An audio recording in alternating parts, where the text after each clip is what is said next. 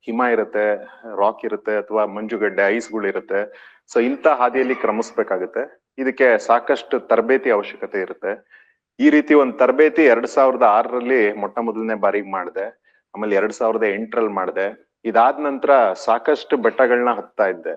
ಈ ನಮ್ಮ ಭಾರತದ ಹಿಮಾಲಯಸ್ ಏನಿದೆ ಸುಮಾರು 2400 ಕಿಲೋಮೀಟರ್ ಸ್ಟ್ರೆಚ್ ಇದೆ. ಹಿಮಾಚಲ್ ಪ್ರದೇಶಲ್ಲಿ ಹಬ್ಬಿದೆ, ಜಮ್ಮು ಕಾಶ್ಮೀರದಲ್ಲಿ ಹಬ್ಬಿದೆ, ಉತ್ತರಾಖಂಡಲ್ಲಿದೆ. ಹಾಗೆ ಈ ವೆಸ್ಟ್ ಬೆಂಗಾಲ್ನ ಸಿಕ್ಕಿಂ, ವೆಸ್ಟ್ ಬೆಂಗಾಲ್ನ ಡಾರ್ಜಿಲಿಂಗ್ ಹಾಗೆ ಸಿಕ್ಕಿಂ ಭಾಗ ಅಲ್ಲಿದೆ. ಭೂತಾನ್ ದೇಶದಲ್ಲಿದೆ, ನೇಪಾಳ ದೇಶದಲ್ಲಿದೆ, ಅರುಣಾಚಲ್ ಪ್ರದೇಶದಲ್ಲಿದೆ. ಸೊ ಇಷ್ಟು ಭಾಗ ಏನಿದೆ ಇದೆಲ್ಲ ಹಿಮಾಲಯದು ಬೇರೆ ಬೇರೆ ಪರ್ವತಗಳು ತುಂಬಾ ಇದಾವೆ. ಇದರಲ್ಲಿ ಅತ್ಯಂತ ಎತ್ತರವಾದ ಶಿಖರ ಮೌಂಟ್ ಎವರೆಸ್ಟ್. ಸೊ ಈ ಮೌಂಟ್ ಎವರೆಸ್ಟ್ ಹತ್ತಕ್ ಮುಂಚೆ ಈ ಎಲ್ಲಾ ಬೇರೆ ಬೇರೆ ಸ್ಟೇಟ್ ಗಳಲ್ಲಿ ಏನ್ ಬೆಟ್ಟಗಳಿದೆ ಇದನ್ನೆಲ್ಲ ಹತ್ತಾ ಬಂದೆ. ಸೊ ಇದೆಲ್ಲ ಹಾಗೆ ಚೆನ್ನಾಗಿ ಎಲ್ಲ ನಡ್ಕೊಂಡು ಹೋಗ್ತಾ ಇತ್ತು. ಹಾಗೆ ಇಲ್ಲಿ ಯೋಗ ಸಹ ಬರ್ತಾ ಇದ್ದೆ. ಈ ಕರೋನಾ ಟೈಮಲ್ಲಿ ಸ್ವಲ್ಪ ಗ್ಯಾಪ್ ಆಯ್ತು. ಅದಾದ ನಂತರ ಈ ಬೆಟ್ಟಗಳೆಲ್ಲ ಹತ್ತೋದಿಕ್ಕೆ ನನಗೂ ಸಹ ವಯಸ್ಸಾಗ್ತಾ ಇತ್ತು. ಸೊ ಈ ಬೆಟ್ಟಗಳೆಲ್ಲ ಹತ್ತೋದಿಕ್ಕೆ ಎಂಡ್ಯೂರೆನ್ಸ್ ಬೇಕಾಗತ್ತೆ. ಎಂಡ್ಯೂರೆನ್ಸ್ ಅಂದ್ರೆ ಈ ಜಾಸ್ತಿ ಇನ್ನ ಅತ್ಯಂತ ಶಕ್ತಿ ಅಥವಾ ಜಾಸ್ತಿ ಸಮಯ ನಾವು ಒಂದು ಕಷ್ಟವಾದ ಇದೇನಿರುತ್ತೆ ಈ ಮೌಂಟೇನಿಯರಿಂಗ್ ಇದು ಮಾಡೋದಿಕ್ಕೆ ಒಂದ್ ಶಕ್ತಿ ಬೇಕಾಗತ್ತೆ. ಹಾಗಾಗಿ ರನ್ನಿಂಗ್ ಶುರು ಮಾಡ್ಕೊಂಡೆ. ವಾರದಲ್ಲಿ 2 ದಿವಸ ರನ್ ಮಾಡೋದು, 2 ದಿವಸ ಜಿಮ್ ಅಲ್ಲಿ ಸ್ಟ್ರೆಂಥನಿಂಗ್ ಮಾಡೋದು, 2 ದಿವಸ ಇಲ್ಲಿ ಬೆಂಗಳೂರು ಸುತ್ತಮುತ್ತ ಇರೋ ಬೆಟ್ಟಗಳು ಹತ್ತೋದಿಕ್ಕೆ ಪ್ರಾರಂಭ ಮಾಡಿದೆ. ಹಾಗಾಗಿ ಬೆಳಿಗ್ಗೆ ಯೋಗ ಮಿಸ್ ಆಯ್ತು. ಸೊ ಈ ಬೆಳಿಗ್ಗೆ ಯೋಗನ ಕಾಂಪೆನ್ಸಿಯೇಟ್ ಮಾಡೋದಿಕ್ಕೆ ಸಾಯಂಕಾಲ ಇಲ್ಲೇ ಇನ್ನೊಂದು ಪ್ರೈವೇಟ್ ಯೋಗ ಸೆಂಟರ್ಗೆ ಸಾಯಂಕಾಲ 7ರಿಂದ 8 ಗಂಟೆಗೆ ಸೇರ್ಕೊಂಡೆ. ಸೊ ನನಗೆ ಏನ್ ಅನ್ನಿಸ್ತಾ ಇತ್ತು, ನಮ್ಮ ಯೋಗ ಸೆಂಟರ್ ಅಲ್ಲಿ ಬೇರೆ ರೀತಿ ಹೇಳ್ಕೊಡ್ತಾ ಇದ್ರು, ಇಲ್ಲಿ ಸ್ವಲ್ಪ ಚೆನ್ನಾಗಿರೋದು ಮಿಕ್ಸ್ ಆಫ್ ಇಂಟೆನ್ಸ್ ಪ್ರಾಣಾಯಾಮ ಇದೆಲ್ಲ ಇರೋದು. ಆ ಯೋಗ ಸೆಂಟರ್ ಇಷ್ಟೊಂದು ಇರ್ತಿರ್ಲಿಲ್ಲ. ಆದ್ರೂ ಸಹ ಏನಾಗ್ತಾ ಇತ್ತು, ಮಸಲ್ ಸ್ಟಿಫ್ನೆಸ್ ಇದೆಲ್ಲ ಏನ್ ಇರ್ತಾ ಇತ್ತು ಅದು ಚೆನ್ನಾಗಿ ಇದು ರಿಲ್ಯಾಕ್ಸ್ ಮಾಡಿಸ್ತಾ ಇದ್ರು. ಸ್ಟ್ರೆಚಸ್ ಎಲ್ಲ ಚೆನ್ನಾಗ್ ಆಗ್ತಾ ಇತ್ತು. ಲಾಸ್ಟ್ ಅಲ್ಲಿ ಪ್ರಾಣಾಯಾಮ ಮಾಡಿಸ್ತಾ ಇದ್ರು. ಅದು ತುಂಬಾ ಹೆಲ್ಪ್ ಆಯ್ತು.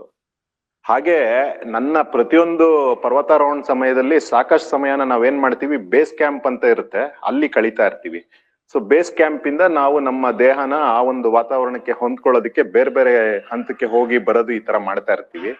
ಬೇಸ್ ಕ್ಯಾಂಪ್ ಅಲ್ಲಿ ಇದ್ದಾಗೆಲ್ಲ ಸಹ ನಾನು ಯಾವಾಗ್ಲೂ ಯೋಗನ ಮಿಸ್ ಮಾಡ್ತಾ ಇರ್ಲಿಲ್ಲ.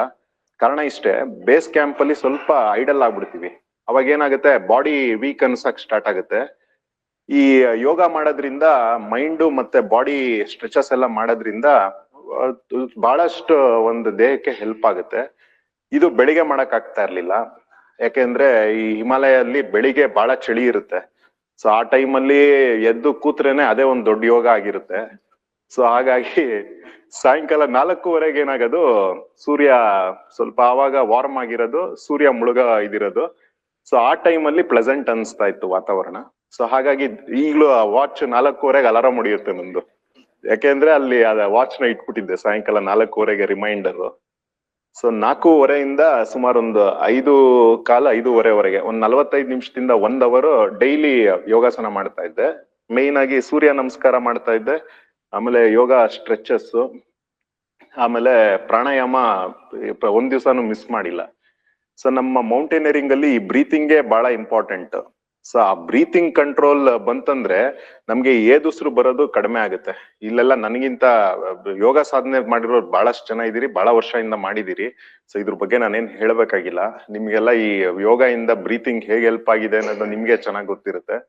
ನಮ್ಮ ಪರ್ವತಾರೋಹಣದಲ್ಲಿ ಇದು ಬಹಳ ಪ್ರಾಮುಖ್ಯತೆ ವಹಿಸುತ್ತೆ. ಈ ಅಲ್ಲಿ ಸ್ಥಳೀಯವಾಗಿ ಈ ಬೆಟ್ಟ ಗುಡ್ಡಗಾಡು ಪ್ರದೇಶದಲ್ಲಿ ಇರೋರಿಗೆ ನಮ್ಗಿಂತ ಜಾಸ್ತಿ ಒಂದು ಆಕ್ಸಿಜನ್ ಸ್ಯಾಚುರೇಷನ್ ಮಾಡೋ ಕೆಪಾಸಿಟಿ ಇರುತ್ತೆ. ನಾವು ಅದನ್ನ ಮಾಡ್ಬೇಕಂದ್ರೆ ಈ ಯೋಗ ಪ್ರಾಣಾಯಾಮ ಇದೆಲ್ಲ ಮಾಡಿದ್ರೆ ನಾವು ಸಹ ಅವ್ರ ಹತ್ತತ್ರಕ್ಕೆ ಹೋಗ್ಬೋದು. ಅವ್ರಷ್ಟೇನು ಸ್ಟ್ರೆಂತ್ ಆಗಕ್ಕೆ ಸಾಧ್ಯ ಇಲ್ಲ, ಯಾಕಂದ್ರೆ ಅವ್ರ ಜೆನೆಟಿಕಲಿ ಅಲ್ಲೇ ಹುಟ್ಟಿ ಅಲ್ಲೇ ಬೆಳೆದು ಅಲ್ಲೇ ವಾಸ ಇರೋರು. ಆದ್ರೂ ಸಹ ನಾವು ಪ್ರಾಣಾಯಾಮ ಮಾಡೋದ್ರಿಂದ ನಮ್ಮ ಆಕ್ಸಿಜನ್ ಸ್ಯಾಚುರೇಷನ್ ತುಂಬಾ ಇಂಪ್ರೂವ್ ಆಗುತ್ತೆ. ಇಲ್ಲಿ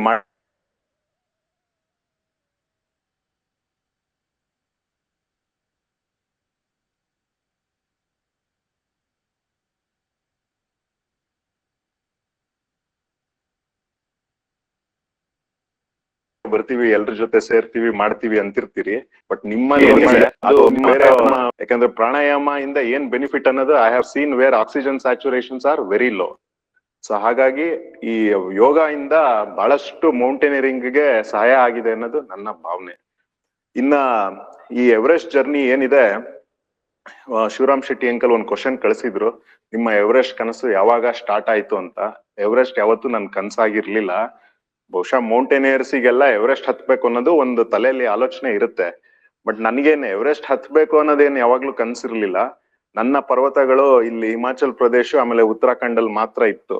ಬಟ್ ನಮ್ಮ ಅಸೋಸಿಯೇಷನ್ ಅಲ್ಲಿ ಮೌಂಟೇನಿಯರಿಂಗ್ ಅಸೋಸಿಯೇಷನ್ ನ ವೈಸ್ ಪ್ರೆಸಿಡೆಂಟ್ ವಸುಮತಿ ಅಂತ ಇದ್ದಾರೆ. ಅವರು ಸಿಕ್ದಾಗೆಲ್ಲ ಹೇಳೋರು, ನಾವು 3 ಜನರೇಷನ್ ಅವ್ರು ಏನ್ ಇಲ್ಲಿದೀವಿ, ನಮ್ಗೆಲ್ಲ ಎವರೆಸ್ಟ್ ಹತ್ಬೇಕು ಅಂತ ಇತ್ತು. ಸೊ ಆ ಒಂದು ಹತ್ತಕ್ಕೆ ಏನ್ ಬೇಕು ಸ್ಕಿಲ್ಸ್ ಅದು ನಿನ್ನಲ್ಲಿದೆ.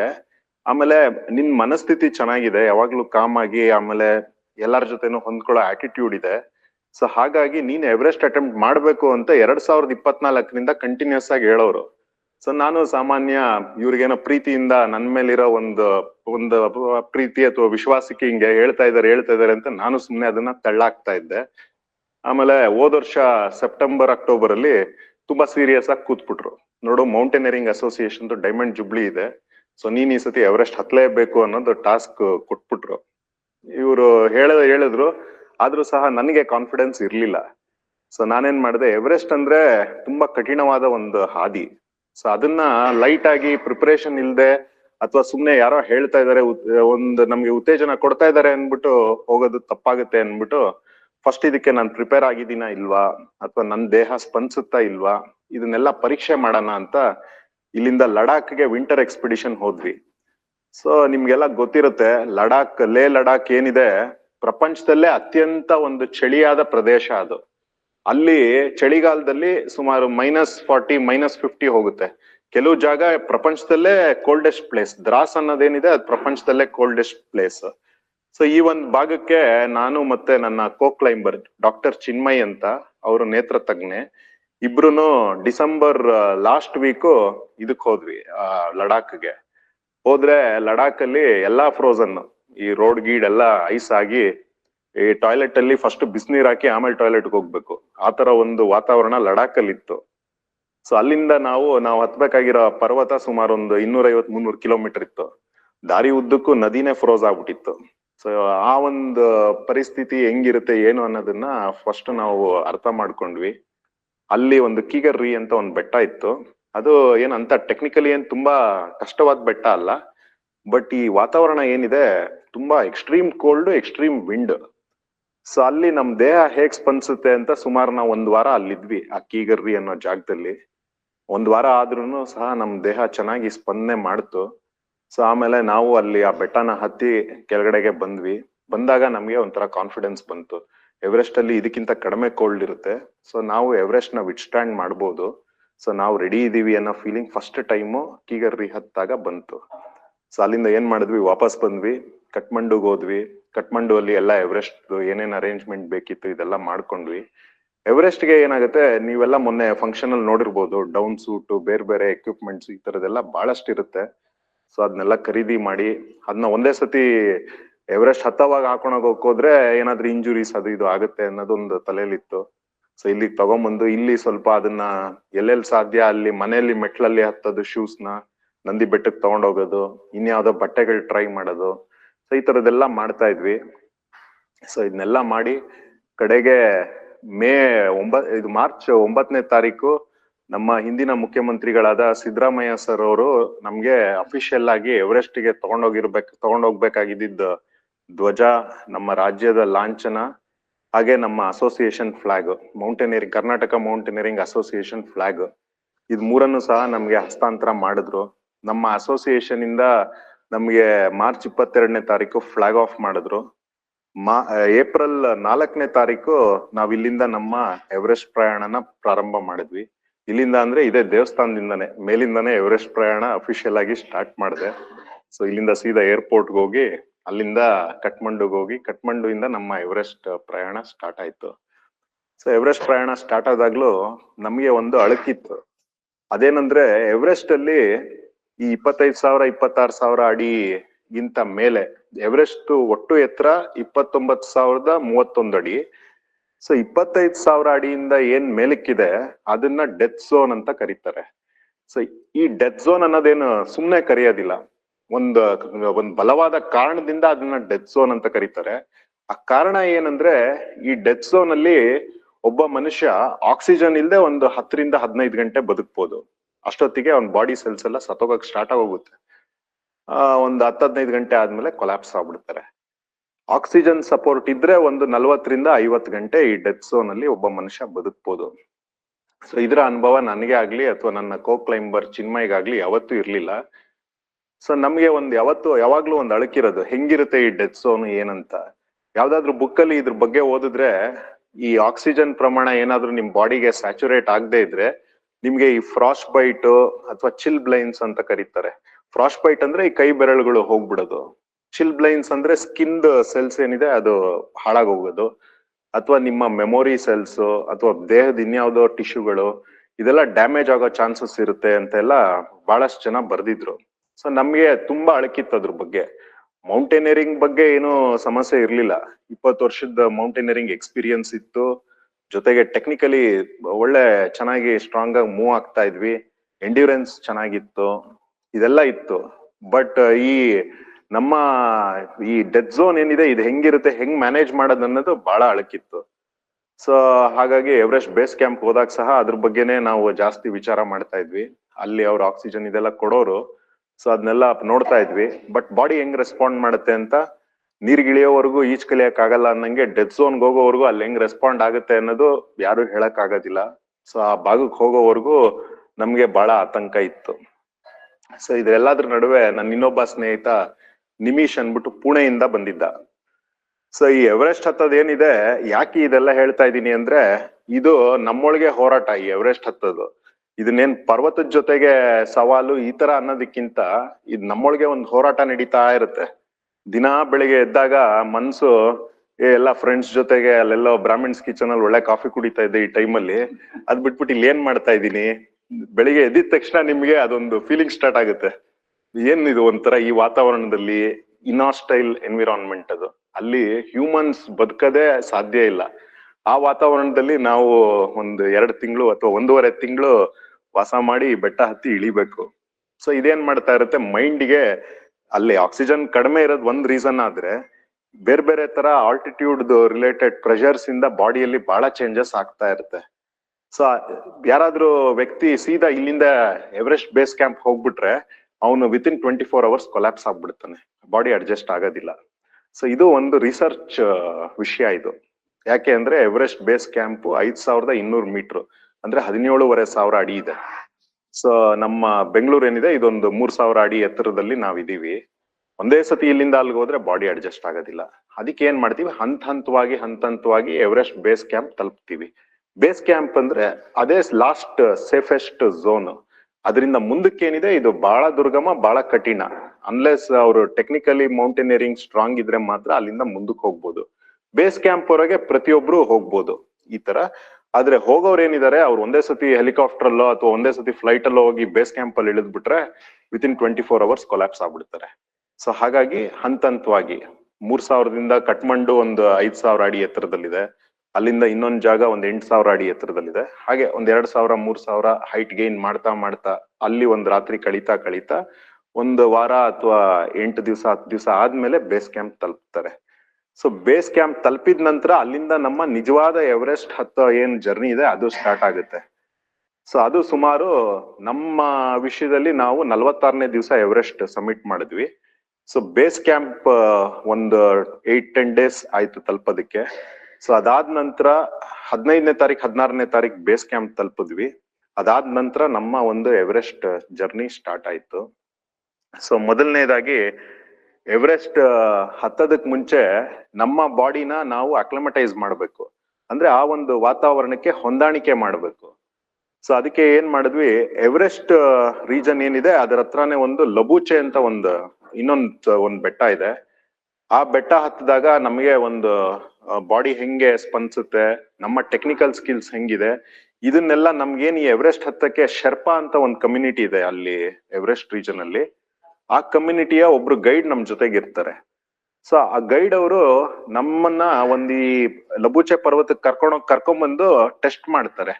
ಇವನ ಸ್ಪೀಡ್ ಹೆಂಗಿದೆ, ಇವನ್ ಬಾಡಿ ಹೆಂಗೆ ಹೊಂದಾಣಿಕೆ ಆಗುತ್ತೆ, ಇವನಿಗೆ ಹತ್ತಕ್ಕೆ ಆಗತ್ತಾ ಇಲ್ವಾ, ಟೆಕ್ನಿಕಲ್ ಸ್ಕಿಲ್ಸ್ ಹೆಂಗಿದೆ, ಇದೆಲ್ಲ ಅನಾಲಿಸಿಸ್ ಅವ್ರು ಮಾಡ್ತಾರೆ. ಸೊ ನಮ್ಮನ್ನ ಲಬುಚೆ ಪರ್ವತಕ್ಕೆ ಕರ್ಕೊಂಡು ಹೋದ್ರು. ಹಾಗೆ ನನ್ನ ಕೋ ಕ್ಲೈಂಬರ್ಗೆ ತುಂಬಾ ಕಂಫರ್ಟ್ ಆಯ್ತು, ಯಾಕಂದ್ರೆ ಮುಂಚೆ ಎಲ್ಲ ಆಲ್ಟಿಟ್ಯೂಡ್ ಹತ್ತಿ ಇಳಿದಿದ್ವಿ. ಸೊ ಹಾಗಾಗಿ ಲಬುಚೆ ಅನ್ನೋ ಈ ಬೆಟ್ಟ ಏನಿತ್ತು ಇದನ್ನ ಹತ್ತಿ ಇಳಿಯಕ್ ಕಷ್ಟ ಆಗ್ಲಿಲ್ಲ. ಸುಮಾರು ಒಂದ್ 3-4 ದಿವಸದಲ್ಲಿ ಆ ಬೆಟ್ಟ ಹತ್ತಿ ಇಳಿದು ತಿರ್ಗಾ ಬೇಸ್ ಕ್ಯಾಂಪ್ ಬಂದ್ವಿ. ಬಂದಾಗ ಬೇಸ್ ಕ್ಯಾಂಪ್ ಅಲ್ಲಿ ಈ ವರ್ಷ ಈ ಎವರೆಸ್ಟ್ ಗೆ ಫಸ್ಟ್ ಒಂದು ಫಿಕ್ಸ್ಡ್ ರೋಪ್ ಅಂತ ಎಲ್ಲ ಫಿಕ್ಸ್ ಮಾಡ್ತಾರೆ. ಎವರೆಸ್ಟ್ ತುದಿವರೆಗೆ ಒಂದು ಸೇಫ್ಟಿ ರೋಪ್ ಹಾಕ್ತಾ ಹೋಗ್ತಾರೆ ಈ ಶರ್ಪಾ ಕಮ್ಯುನಿಟಿ ಅವರು. ಈ ವರ್ಷ ನಮ್ಮ ಬ್ಯಾಡ್ ಲಕ್ಗೆ ಒಂದು ದೊಡ್ಡದು ಒಂದು 100-150 ಅಡಿದು ಒಂದು ಐಸ್ ವಾಲ್, ಅಂದ್ರೆ ಒಂದು ದೊಡ್ಡ ಬಿಲ್ಡಿಂಗ್ ಅಷ್ಟು, ಈ ಕೊಡಗೇಹಳ್ಳಿ ಗೇಟ್ ಅಲ್ಲಿ ನೀವು ದೊಡ್ಡ ದೊಡ್ಡ ಬ್ರಿಗೇಡ್ ಅಪಾರ್ಟ್ಮೆಂಟ್ ನೋಡಿರ್ಬೇಕು, ಆ ತರ ಜಾಗರ್ಡ್ ಆಗಿ ಐಸ್ ಬ್ಲಾಕ್ಸ್. ಸೊ ಅದು ಬೀಳಲೇ ಇಲ್ಲ. ಸಾಮಾನ್ಯ ಏಪ್ರಿಲ್ ಮಾರ್ಚ್ ತಿಂಗಳಲ್ಲಿ ಅವೆಲ್ಲ ಬಿದೋಗವು ಐಸ್, ದೊಡ್ಡ ದೊಡ್ಡ ಸೆರಾಕ್ಸ್. ಒಂದು ರೂಟ್ ಫಾರ್ಮೇಶನ್ ಮಾಡೋದಕ್ಕೆ ಒಂದ್ ಜಾಗ ಆಗೋದು. ಈ ವರ್ಷ ಅದು ಎವರೆಸ್ಟ್ ಎಕ್ಸ್ಪಿಡಿಷನ್ ಮಾಡಿದ್ರು ಬೀಳಲೇ ಇಲ್ಲ. ಸೊ ಆ ಒಂದು ಕಠಿಣವಾದ ಪರಿಸ್ಥಿತಿಯಲ್ಲಿ ಈ ರೋಪ್ ಫಿಕ್ಸ್ ಮಾಡೋದೇನಾಯ್ತು, ಇದು ಸುಮಾರು ಒಂದು 10-15 ಡೇಸ್ ಡಿಲೇ ಆಗೋಯ್ತು. ಸೊ ನಾವು ಅಲ್ಲಿ ಬೇಸ್ ಕ್ಯಾಂಪ್ ಅಲ್ಲಿ ಇದ್ದಷ್ಟು ನಮ್ಮ ದೇಹ ಹಾಳಾಗ್ತಾ ಇರುತ್ತೆ. ಕಾರಣ ಏನಂದ್ರೆ ಅಲ್ಲಿ ಮೈಕಾ ಡಸ್ಟ್ ಅಂತೀವಿ. ಸೊ ಆ ಮೈಕಾ ಡಸ್ಟ್ ಒಂದು ಮೂಗೊಳಗ್ ಸೇರ್ಕೊಳ್ತಾ ಇರತ್ತೆ. ಹಾಗೆ ಈ ಸ್ನೋದು ಸಣ್ಣ ಸಣ್ಣ ಕಣಗಳು ಅದು ಸಹ ಮೂಗೊಳಗ್ ಸೇರ್ಕೊಳ್ತಾ ಇರತ್ತೆ. ಸೊ ಇದೆರಡು ಸೇರ್ಕೊಂಡು ಕುಂಬು ಕಾಫ್ ಅಂತ ಡೆವಲಪ್ ಆಗ್ಬಿಡುತ್ತೆ. ಸೊ ನೀವು ಸಾಮಾನ್ಯ ಎಕ್ಸ್ಪೀರಿಯನ್ಸ್ ಮಾಡಿರ್ತೀರಿ. ಜಾಸ್ತಿ ಕೆಮ್ದಾಗ ಏನಾಗುತ್ತೆ, ಫಸ್ಟ್ ಬೆನ್ನು ನೋವಕ್ ಸ್ಟಾರ್ಟ್ ಆಗುತ್ತೆ, ಮುಂದಿನ ಭಾಗ ನೋವಕ್ ಸ್ಟಾರ್ಟ್ ಆಗುತ್ತೆ, ಆಮೇಲೆ ನಮ್ಮ ಈ ಹೊಟ್ಟೆ ಭಾಗ ಏನಿದೆ ಇದು ನೋವಕ್ಕೆ ಸ್ಟಾರ್ಟ್ ಆಗುತ್ತೆ. ಸೊ ಇದು ಜಾಸ್ತಿ ಆದಷ್ಟು ನಮ್ಮ ದೇಹ ಏನಿದೆ ವೀಕ್ ಆಗ್ತಾ ಹೋಗುತ್ತೆ, ಈ ಕುಂಬು ಕಾಫ್ ಜಾಸ್ತಿ ಆದಷ್ಟು. ಅದಕ್ಕೆ ಇದನ್ನ ಅವಾಯ್ಡ್ ಮಾಡೋದಕ್ಕೆ ಏನ್ ಮಾಡಿದ್ವಿ ನಾವು, ಈ ರೋಪು ಫಿಕ್ಸ್ ಆಗಿರ್ಲಿಲ್ಲ. ಸೊ ಅಲ್ಲೇ ಒಂದು ಲೋವರ್ ಆಲ್ಟಿಟ್ಯೂಡ್ ಅಲ್ಲಿ ಎಲ್ಲಿ ಟ್ರೀ ಲೈನ್ ಇರುತ್ತೆ ಆ ಜಾಗಕ್ಕೆ ವಾಪಸ್ ಟ್ರೆಕ್ ಮಾಡಿ, ಸೊ ಇದೆಲ್ಲ ರೋಪ್ ಫಿಕ್ಸ್ ಆದ್ಮೇಲೆ ತಿರ್ಗಾ ವಾಪಸ್ ಬೇಸ್ ಕ್ಯಾಂಪ್ ಬರೋಣ ಅಂತ ಡಿಸೈಡ್ ಆಗಿ ಕೆಳಗಡೆಗೆ ಹೋದ್ವಿ. ಸೊ ಆದ್ಮೇಲೆ ನಾವು ಹೋಗಿ ಕೆಳಗಡೆಗೆ ಹೋಗಿ ಒಂದ್ 8ನೇ ದಿವ್ಸಕ್ಕೆ ಅಲ್ಲಿ ನೇಪಾಳ ಶರ್ಪಾಗಳ್ದು ಏನು ಟೀಮ್ ಇತ್ತು ಅವರು ಈ ರೂಟ್ ನ ಫಿಕ್ಸ್ ಮಾಡಿದ್ರು. ಅದಾಗಿದ ತಕ್ಷಣ ನಮ್ಗೆ ಆ ಸುದ್ದಿ ಬಂತು. ತಿರ್ಗಾ ನಾವು ಬೇಸ್ ಕ್ಯಾಂಪ್ ಬಂದು ಈ ಎವರೆಸ್ಟ್ ನ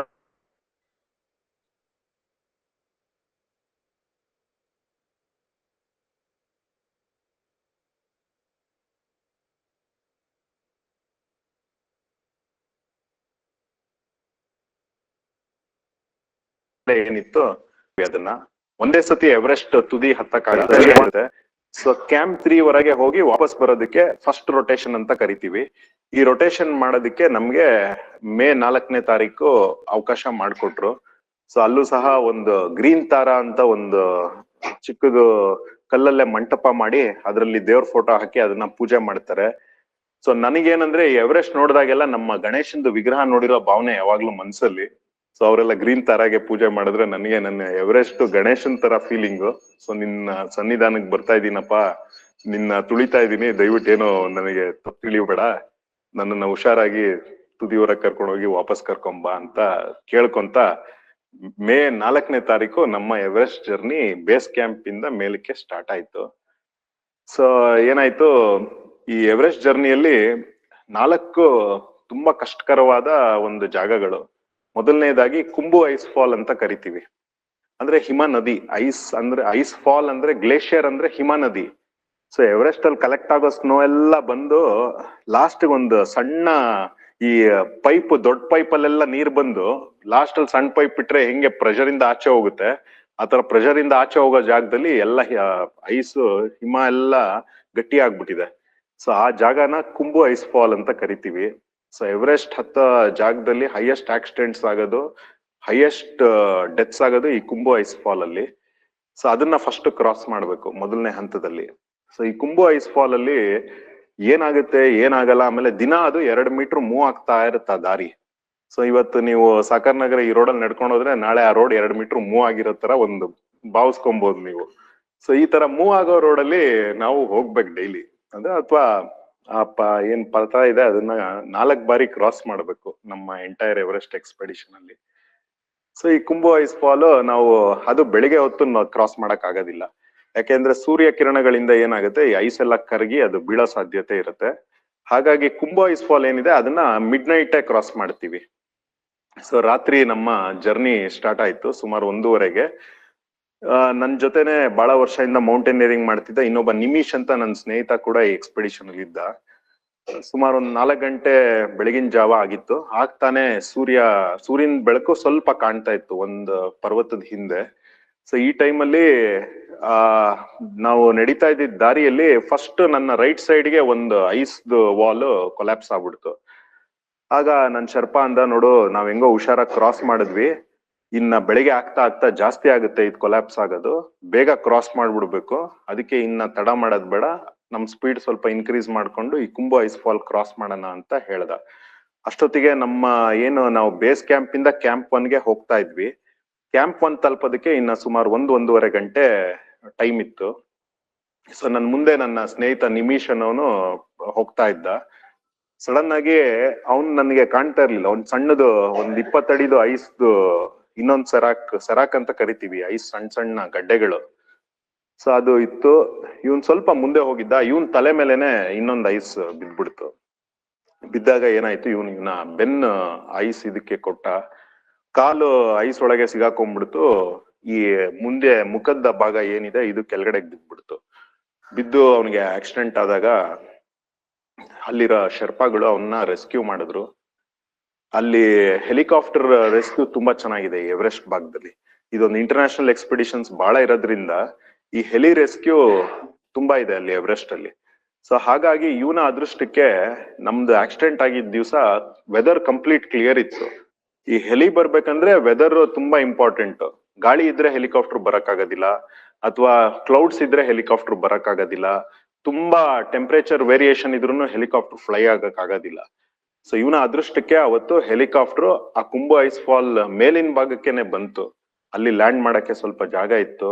ಸೊ ಅಲ್ಲಿ ಅದು ಹೆಲಿಕಾಪ್ಟರ್ ಲ್ಯಾಂಡ್ ಮಾಡಿ ಇವನ್ನ ಒಂದು ಸ್ಲೀಪಿಂಗ್ ಬ್ಯಾಗ್ ಅಲ್ಲಿ ಸುತ್ತಬಿಟ್ಟು, ಅಷ್ಟೊತ್ತಿಗೆ ಸೆಮಿ ಕಾನ್ಶಿಯಸ್ ಆಗ್ಬಿಟ್ಟಿದ್ದ. ಯಾರು ಏನ್ ಮಾತಾಡ್ಸಿದ್ರು ಅವ್ನಿಗೆ ಕೇಳಿಸ್ತಾ ಇರ್ಲಿಲ್ಲ. ಮುಖದ ಭಾಗಕ್ಕೆ ಏಟ್ ಬಿದ್ದಿರೋದ್ರಿಂದ ಸ್ವೆಲ್ಲಿಂಗ್ ಆಗಿ ಸ್ವಲ್ಪ ಸೆಮಿ ಕಾನ್ಶಿಯಸ್ ಆಗ್ಬಿಟ್ಟಿದ್ದ. ಸೊ ಅವ್ನ್ ಬಿದ್ದಿದ್ದ ಜಾಗ ಆ ಹಿಮದ ಮೇಲೆ ಏನಾಗುತ್ತೆ, ಒಂದು ತೊಟ್ಟು ರಕ್ತ ಬಿದ್ರೆ ತುಂಬಾ ರಕ್ತದ ತರ ಕಾಣುತ್ತೆ. ಸೊ ಅದನ್ನ ನೋಡಿದಾಗ ಯಾರಿಗಾದ್ರೂ ಡಿಸ್ಟರ್ಬಿಂಗ್ ಸೈಟ್. ರಕ್ತ ನೀವ್ ಇಲ್ಲೇನೆ ನಿಮ್ ಕಾಲಿಂದ ಒಂದು ತೊಟ್ಟು ರಕ್ತ ಕೆಳಗಡೆಗೆ ಬಿದ್ರೆ ನನ್ಗೇನೋ ಆಗಿದೆ ಅನ್ನೋ ಭಾವನೆ ನಾವು ಇಲ್ಲಿದ್ದಾಗ್ಲೇ ಬರುತ್ತೆ. ಇನ್ ಹಿಮದ ಮೇಲೆ 1 ಅಡಿ ಅಗಲ 2 ಅಡಿ ಅಗಲ ರಕ್ತದ ಇದನ್ನ ನೋಡಿದ್ರೆ ಯಾರಿಗಾದ್ರೂ ಆತಂಕ ಬಂದೇ ಬರುತ್ತೆ.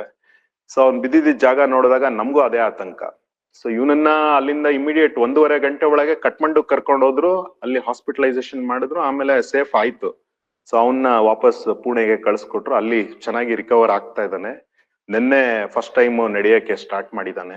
ಸೊ ಈಗ ಬೆಟರ್ ಆಗಿದ್ದಾನೆ. ಬಟ್ ನಮಗೇನಾಯ್ತು, ನಾನು ಯಾಕೆ ಈ ಮಾತನ್ನ ಹೇಳ್ತಾ ಇದ್ದೆ ಅಂದ್ರೆ, Everest is fight with in our selves ಅಂತ ಹೇಳ್ತಾ ಇದ್ದೆ. ನಮ್ಮ ಮನ್ಸಿನ ಜೊತೆಗೆ ನಾವೇ ಒಂದು ಹೋರಾಟ ಮಾಡ್ದಂಗೆ Everest ಹತ್ತದು.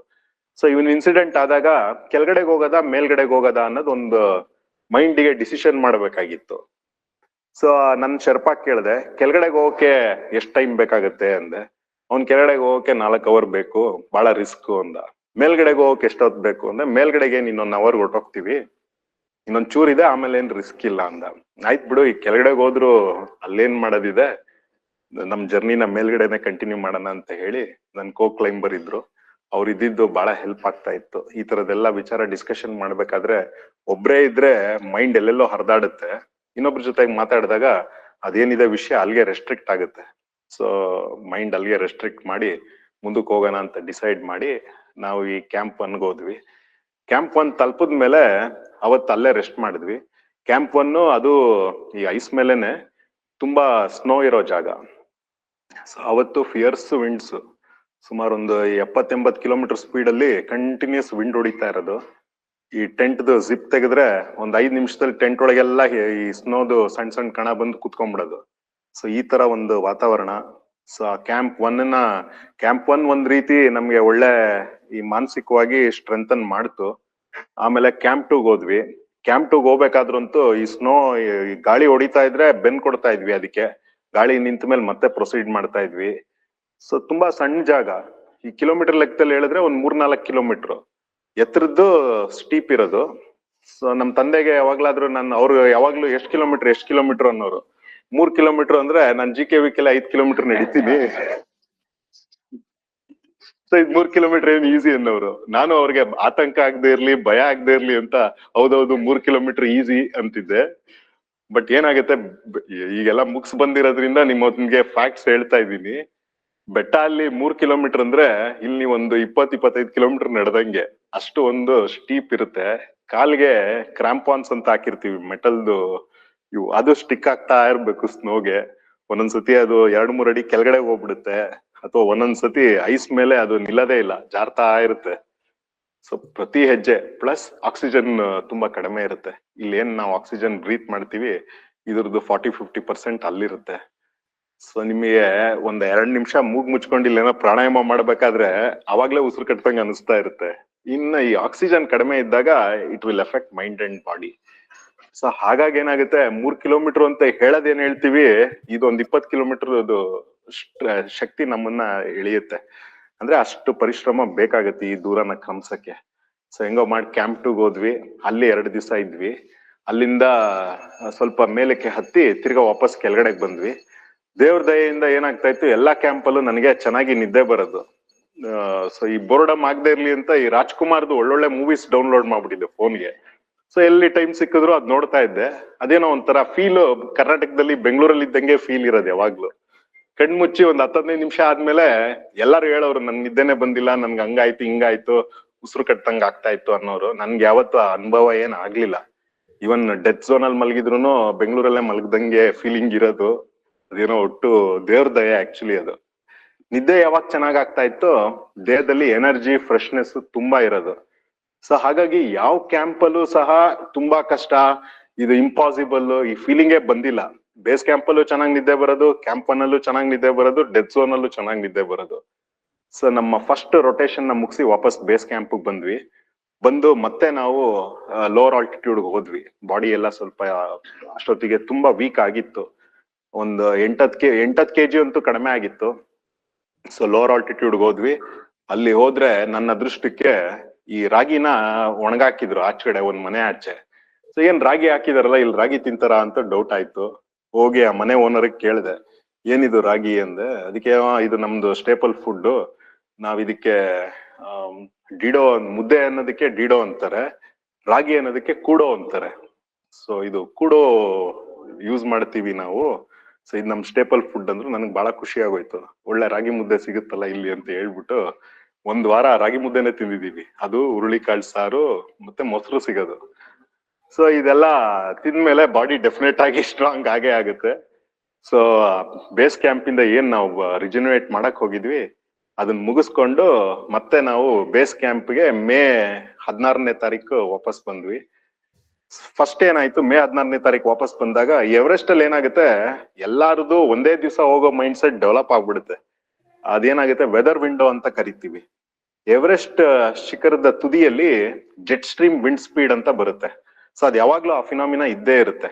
Jet stream wind speed ಅಂದ್ರೆ ನೀವ್ ಯಾವ್ದಾದ್ರು ಏರೋಪ್ಲೇನ್ ಹತ್ತಿರ ಗಾಳಿ ಇದು ಮೋಟರ್ಸ್ ಹಿಂದೆ ನಿಂತ್ಕೊಂಡ್ರೆ ಅದ್ರಲ್ಲಿ ಬರ್ದಿರ್ತಾರೆ, do not stand here, you will be blown off ಅಂತ ಬರ್ದಿರ್ತಾರೆ. ಸೊ ಅದು ಜೆಟ್ ಸ್ಟ್ರೀಮ್ ವಿಂಡ್ ಅಂದ್ರೆ ಸುಮಾರು ಒಂದು 200-300 ಕಿಲೋಮೀಟರ್ ಸ್ಪೀಡ್ ಅಲ್ಲಿ ಗಾಳಿ ಹೊಡಿತಾ ಇರುತ್ತೆ. ಆ ಟೈಮಲ್ಲಿ ಏನಾದ್ರು ನೀವು ಎವರೆಸ್ಟ್ ತುದಿಯಲ್ಲಿದ್ರೆ ಹಾರೋಗ್ಬಿಡ್ತೀವಿ. ಟಿಬೆಟ್ ಸೈಡ್ಗೆ ಗಾಳಿ ತೆಗೆದು ನಮ್ಮನ್ನ ಬಿಸಾಕ್ಬಿಡುತ್ತೆ. ಸೊ ಈ ಫಿನಾಮಿನಾ ಏನಾಗುತ್ತೆ, ವರ್ಷದಲ್ಲಿ 10-12 ದಿವಸ ಕಟ್ ಡೌನ್ ಆಗುತ್ತೆ. ಬೇ ಆಫ್ ಬೆಂಗಾಲ್ ಅಲ್ಲಿ ಲೋ ಪ್ರೆಷರ್ ಕ್ರಿಯೇಟ್ ಆದಾಗ ಈ ಎವರೆಸ್ಟ್ ಶಿಖರ್ ತುದಿಯಲ್ಲಿ ಗಾಳಿ ಏನಿದೆ ಇದು ಕಂಪ್ಲೀಟ್ ಕಟ್ ಆಫ್ ಆಗ್ಬಿಡುತ್ತೆ. ಒಂದು 5 ಕಿಲೋಮೀಟರ್ 10 ಕಿಲೋಮೀಟರ್ ವಿಂಡ್ ಸ್ಪೀಡ್ ಅಲ್ಲಿರುತ್ತೆ. ಸೊ ಇದನ್ನ ನಾವು ವೆದರ್ ವಿಂಡೋ ಅಂತ ಕರಿತೀವಿ. ಆ ಟೈಮಲ್ಲೇ ಎವರೆಸ್ಟ್ ಶಿಖರನ ವರ್ಷ ಜನರು ಹತ್ತೋದು. ಸೊ ಆ ಟೈಮ್ ಬಿಟ್ರೆ ಮತ್ತೆ ಈ ವೆದರ್ ವಿಂಡೋ ಇಲ್ಲದೆ ಇದ್ದಾಗ ಹತ್ತೋದಕ್ಕೆ ಇಟ್ ಈಸ್ ಹ್ಯೂಮನ್ಲಿ ಇಂಪಾಸಿಬಲ್. ಯಾರೋ ಒಂದು ಎಂಟೈರ್ ಪ್ರಪಂಚದಲ್ಲಿ ಕೆಲವು ಬೆರಳೆಣಿಕೆ ಅಷ್ಟೊಂದು 3-4 ವ್ಯಕ್ತಿಗಳು ಬೇರೆ ಟೈಮಲ್ಲಿ ಹತ್ತಾರೆ. ಬಟ್ ಸಾಮಾನ್ಯ ಜನ ನಮ್ಮಂತವ್ರು ಏನಿದೀವಿ, ಸೊ ಈ ಒಂದು ವೆದರ್ ವಿಂಡೋ ಸಿಕ್ತಾಗ ಮಾತ್ರ ನಾವು ಹತ್ತಕ್ಕಾಗೋದು. ಸೊ ಈ ವರ್ಷ ಏನಾಯ್ತು, ಈ ವೆದರ್ ವಿಂಡೋ 20ನೇ ತಾರೀಕು, 21ನೇ ತಾರೀಕು, 22ನೇ ತಾರೀಕು, 23ನೇ ತಾರೀಕು ಅಂತ 4 ದಿವಸ ಇದೆ ಅಂತ ಫಸ್ಟ್ ಹೇಳಿದ್ರು. ಸೊ ಈ ವೆದರ್ ವಿಂಡೋ ಯಾವಾಗ ಈ ಟೈಮ್ ಕೊಡ್ತಾರೆ ಆವಾಗ ಈ ಎವರೆಸ್ಟ್ ಅಲ್ಲಿ ಮ್ಯಾಡ್ ರಶ್ ಅಂತ ಸ್ಟಾರ್ಟ್ ಆಗುತ್ತೆ. ಎಲ್ಲಾ ಪ್ರಪಂಚದಿಂದ ಬಂದಿರೋ ಕ್ಲೈಂಬರ್ಸ್ ಎಲ್ಲ ಈ ಡೇಟ್ಸ್ ಕಾಯ್ತಾ ಇರ್ತಾರೆ. ಆ ಡೇಟ್ಸ್ ಬಂದಿದ ತಕ್ಷಣ ಇವ್ರು ನಾನ್ ಫಸ್ಟ್ ಹತ್ಬೇಕು ಅಂತ ಸುಮಾರು ಒಂದು 70% ಜನ ಏನಿದ್ದಾರೆ ಅವ್ರು ಹತ್ತಕ್ಕೆ ಸ್ಟಾರ್ಟ್ ಮಾಡ್ಬಿಡ್ತಾರೆ. ಬಟ್ ನನ್ಗೇನಾಗಿತ್ತು, ನಾನು ನಮ್ಮ ಪಾರ್ಟ್ನರ್ಗೆ ಹೇಳಿದೆ, ನೋಡು ಎವರೆಸ್ಟ್ ಹತ್ತದಲ್ಲ ನಮ್ ಮೇನ್ ಇಂಟೆನ್ಷನ್, ಸೇಫ್ ಆಗಿ ಹತ್ತಿ ವಾಪಸ್ ಬರೋದು ನಮ್ ಮೇನ್ ಇಂಟೆನ್ಷನ್. ಇಷ್ಟೊಂದ್ ಜನದ ಜೊತೆಗೆ ನಾವು ಹೋಗಕ್ ಹೋದ್ರೆ ಆ ಕ್ಯೂಗಳಲ್ಲಿ ಅಥವಾ ಇನ್ನೆಲ್ಲೋ ನಿಂತ್ಕೊಂಡು ನಾವು ಫ್ರಾಸ್ಟ್ ಬೈಟ್ ಅಥವಾ ಆ ವೆದರ್ದು ಎಫೆಕ್ಟ್ಸ್ಗೆ ಒಳಪಡಬೇಕಾಗತ್ತೆ. ಸೊ ಹಾಗಾಗಿ ಈ ರಶ್ ಇದ್ದಾಗ ಹೋಗೋದ್ ಬೇಡ. ನಾವು ಸಬ್ಮಿಟ್ ಆಗುತ್ತಾ ಬಿಡುತ್ತಾ ನೆಕ್ಸ್ಟ್ ವಿಂಡೋದಲ್ಲಿ ಹೋಗೋಣ. ಸೊ ಜಾಸ್ತಿ ಇದ್ರ ಬಗ್ಗೆ ತಲೆ ಕೆಡ್ಸ್ಕೊಳಕ್ ಹೋಗಿ ಇದ್ರಲ್ಲಿ ಕ್ಯೂ ಅಲ್ಲೆಲ್ಲ ನಾವು ನಿಲ್ಲದ್ ಬೇಡ ಅಂತ ಸ್ಪೆಸಿಫಿಕ್ ಆಗಿ ಹೇಳಿ ನಾವೇನ್ ಮಾಡಿದ್ವಿ, ಮೇ 17ನೇ ತಾರೀಕು ರಾತ್ರಿ ಬಿಟ್ವಿ. ಅಂದ್ರೆ ಸೆಕೆಂಡ್ ವೆದರ್ ವಿಂಡೋದ್ ಏನ್ ನಮ್ಗೆ ಡೇಟ್ ಇತ್ತು ಆ ಡೇಟ್ ಅಲ್ಲಿ ಹತ್ತೋಣ ಅಂತ ಹೇಳಿ ಮೇ 17 ರಾತ್ರಿ ಬಿಟ್ವಿ. ಕಂಪ್ಲೀಟ್ಲಿ ಈ ಮುದ್ದೆ ತಿಂದಿದ್ದಕ್ಕೋ ಅಥವಾ ಅಲ್ಲೆಲ್ಲ ಒಳ್ಳೆ ಬಾಡಿ ಇದಾಗಿದ್ದಕ್ಕೋ ಈ ಸಮಿಟ್ ಪುಷ್ ಅಂತ ಏನ್ ಕರಿತೀವಿ, ಆ ಸಮಿಟ್ ಪುಷ್ ಅಲ್ಲಿ ಒಂಚೂರು ಸ್ಟ್ರೈನೇ ಆಗ್ಲಿಲ್ಲ. ಬಾಡಿ ತುಂಬಾ ಕಂಫರ್ಟಬಲ್ ಆಗಿ ನಾವು ಬೇಸ್ ಕ್ಯಾಂಪ್ ಇಂದ ಕ್ಯಾಂಪ್ 1 ಅಲ್ಲಿ ಉಳಿಲಿಲ್ಲ, ಸೀದಾ ಕ್ಯಾಂಪ್ 2 ಹೊಟ್ಟೋದ್ವಿ. ಆಮೇಲೆ ಕ್ಯಾಂಪ್ 2 ಇಂದ ಕ್ಯಾಂಪ್ 3 ಹೋದ್ವಿ. ಕ್ಯಾಂಪ್ 3 ಅಲ್ಲಿ ಏನಾಗುತ್ತೆ, ಬರೀ ಸ್ವಲ್ಪ ಕೆಲವೇ ಸಮಯ ಸ್ಪೆಂಡ್ ಮಾಡ್ತೀವಿ, ಒಂದ್ 7-8 ಅವರ್ಸ್. ಅದಾದ್ಮೇಲೆ ಮತ್ತೆ ಅಲ್ಲಿಂದ ಮಿಡ್ ನೈಟ್ ಈ ಕ್ಯಾಂಪ್ 4 ಏನ್ ಡೆತ್ ಝೋನ್ ಅಲ್ಲಿ ಇದೆ, ಸೊ ಅಲ್ಲಿಗೆ ನಮ್ಮ ಪ್ರಯಾಣ ಮುಂದುವರಿಸ್ತೀವಿ. ಸೊ ಅಲ್ಲಿ ನಮ್ಗೆ ಒಂದು ಯೆಲ್ಲೋ ಬ್ಯಾಂಡ್ ಅಂತ ಇದೆ. ಸೊ ಯೆಲ್ಲೋ ಬ್ಯಾಂಡ್ ಅಂದ್ರೆ ಅದು ಕಲ್ಲಿಂದ ಲೈಮ್ ಸ್ಟೋನ್ ಇಂದ ಆಗಿರೋದು ಒಂದು ಯೆಲ್ಲೋ ಬ್ಯಾಂಡ್. ಸೊ ಅದು ಹತ್ತದು ಬಹಳ ಒಂದು ಕಠಿಣವಾದ ಒಂದು ಇದಿದೆ, ಸ್ಟೀಪ್ನೆಸ್ ಇದೆ ಅಲ್ಲಿ. ಸೊ ಆ ಸ್ಟೀಪ್ ನಾನು ಹತ್ತಿದ್ವಿ. ಅಲ್ಲಿಂದ ಈ ಡೆತ್ ಝೋನ್ ಏನಿದೆ, ಡೆತ್ ಝೋನ್ ಅಲ್ಲಿ ಕ್ಯಾಂಪ್ 4 ಇದೆ. ಸೊ ಆ ಕ್ಯಾಂಪ್ 4ಗೆ ಸುಮಾರು ಒಂದು 11 ಗಂಟೆಗೆ ನಾವು ತಲುಪಿದ್ವಿ. ಮೇ 20ನೇ ತಾರೀಕು 11 ಗಂಟೆಗೆ ನಾವು ಕ್ಯಾಂಪ್ 4 ತಲುಪಿದ್ವಿ. ಅಲ್ಲಿ ಸುಮಾರು ಒಂದು 6-7 ಗಂಟೆಗಳ ಕಾಲ ರೆಸ್ಟ್ ಮಾಡಿ ಅವತ್ ರಾತ್ರಿ ನಾವು ಕ್ಯಾಂಪ್ 4 ಇಂದ ಸಮಿಟ್ ಪುಷ್ ಮಾಡಿದ್ವಿ.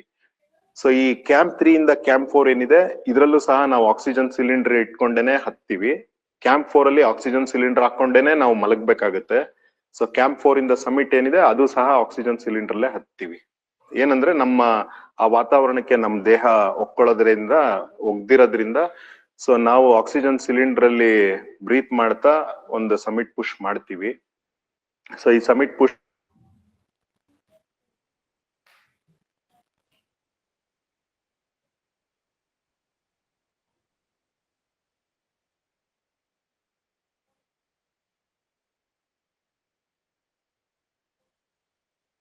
ಗೊತ್ತಿರ್ಬೋದು, ನಮ್ಮ ಸಾಕಾರ ನಗರದ ನಿವಾಸಿ ಒಬ್ರು ನಾವು ಇನ್ಸಿಡೆಂಟ್ ಆಗಿತ್ತು. ಸೊ ನಮ್ಗೆ ದಾರಿಯಲ್ಲಿ ಪೂರ್ತಿ ಮೇಲಕ್ ಹತ್ತಿದ್ದವ್ರದ್ದು ಬ್ಲಾಕ್ ಆಗ್ಬಿಟ್ಟಿತ್ತು. ಸುಮಾರು ಒಂದು 1 ಅವರ್ ಟ್ರಾಫಿಕ್ ಜಾಮ್ ತರ ಆಗ್ಬಿಟ್ಟಿತ್ತು ಮೇಲಕ್ ಹತ್ತಕ್ ಆಗದೆ. ನಮ್ಗೆ ಏನಾಗಿದೆ ಅಂತ ನೋಡ್ತಾ ಇದ್ರೆ ಅವ್ರು ಫಿಕ್ಸ್ಡ್ ರೋಪ್ ಅಲ್ಲಿ ಅಡ್ಡಡ್ಡ ಮಲಗ್ಬಿಟ್ಟಿದ್ರು. ಗ್ರೇಡಿಯಂಟ್ ಒಂದು 60-70 ಡಿಗ್ರಿ ಗ್ರೇಡಿಯಂಟ್ ಇತ್ತು. ಆ ಗ್ರೇಡಿಯಂಟ್ ಅಲ್ಲಿ ಇವರು ಇಳಿಯಕ್ಕಾಗದೆ ಶರ್ಪ ಅಡ್ಡಡ್ಡ ಮಲಗಿಸ್ಬಿಟ್ಟು ಅವ್ರನ್ನ ಫಿಕ್ಸ್ಡ್ ರೋಪ್ಗೆ ನೇತಾಕ್ಬಿಟ್ಟಿದ್ದ. ಸೊ ಸಂದೀಪ್ ಆರಿ ಸೆಮಿ ಕಾನ್ಶಿಯಸ್ ಆಗ್ಬಿಟ್ಟಿದ್ರು. ನಾವ್ ಏನ್ ಮಾತಾಡ್ತಾ ಇದೀವಿ ಅವ್ರಿಗೆ ಅರ್ಥ ಆಗ್ತಾ ಇರ್ಲಿಲ್ಲ. ನಾವು ಸಹ ಅಲ್ಲಿ ಏನ್ ಮಾಡೋ ಪರಿಸ್ಥಿತಿಯಲ್ಲೂ ಇರ್ಲಿಲ್ಲ, ಯಾಕೆಂದ್ರೆ ನಮ್ಮನ್ನ ನಾವು ಎತ್ಕೊಂಡು ಹೋಗೋದ್ ಮೇಲಕ್ಕೆ ಅದೇ ಕಷ್ಟ ಇದೆ. ಸೊ ಅಲ್ಲಿ ಇನ್ನೊಬ್ರನ್ನ ರೆಸ್ಕ್ಯೂ ಮಾಡೋದು ಹ್ಯೂಮನ್ಲಿ ಇಂಪಾಸಿಬಲ್. ಶೆರ್ಪಾಸ್ ತಕ್ಕ ಮಟ್ಟಿಗೆ ಅವ್ರನ್ನ ಹುಷಾರಾಗಿ ಕೆಳಗಡೆ ಇಳಿಸ್ತಾ ಇದ್ರು, ಬಟ್ ಸೆಮಿ ಕಾನ್ಶಿಯಸ್ ಆಗ್ಬಿಟ್ಟಿದ್ರು. ನಾನು ಲಾಸ್ಟ್ ಟೈಮ್ ಅವ್ರನ್ನ ನೋಡಿದಾಗ ರಾತ್ರಿ ಒಂದು 11:30-12 ಗಂಟೆ ಆಗಿತ್ತು. ನಾನ್ ಸಂದೀಪ್ ಅವರೇ ಇನ್ನೇನ್ ಹತ್ರ ಇದೆ, ಹೋಗ್ತೀರಿ, ಇನ್ನ ಆರಾಮಾಗಿರಿ ಅಂದೆ. ಅವ್ರಿಗೆ ನಾನು ಹೇಳ್ತಾ ಇದ್ದಿದ್ದು ರೆಕಗ್ನೈಸ್ ಮಾಡಕ್ ಆಗ್ತಾ ಇರ್ಲಿಲ್ಲ. ಸೊ ಕೈ ಹಿಡ್ಕೊಂತಾ ಇದ್ರು, ಕೈಯೆಲ್ಲ ಗಟ್ಟಿ ಆಗ್ಬಿಟ್ಟಿತ್ತು. ಗ್ಲೌಸ್ ಎಲ್ಲಾನು ಬಿಸಾಕ್ಬಿಟ್ಟಿದ್ರು ಆಚೆ. ಏನಾಗುತ್ತೆ, ನಮ್ ಬಾಡಿ ಎಕ್ಸ್ಟ್ರೀಮ್ ಕಂಡೀಷನ್ಗೆ ಹೋದಾಗ ಬಾಡಿ ನಾವ್ ಎಲ್ಲಿದೀವಿ ಅನ್ನೋದು ಮರ್ತೋಗ್ಬಿಡುತ್ತೆ.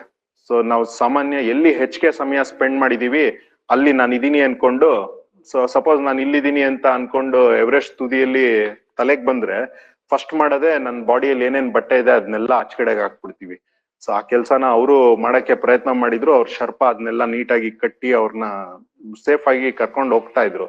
ಆದ್ರೂ ಸಹ ಅವ್ರ ತಲೆಯಲ್ಲಿ ಇದ್ದಿದ್ದ ಹೆಡ್ ಗೇರು, ಅಂದ್ರೆ ಈ ಏನ್ ಮಂಕಿ ಕ್ಯಾಪ್ ಅಂತೀವಿ, ಈ ತರದ್ದು ಕ್ಯಾಪು, ಇಲ್ಲಿ ಬಫ್ ಅದನ್ನೆಲ್ಲ ಬಿಸಾಕ್ಬಿಟ್ಟಿದ್ರು ಅವ್ರು ಆಲ್ರೆಡಿ.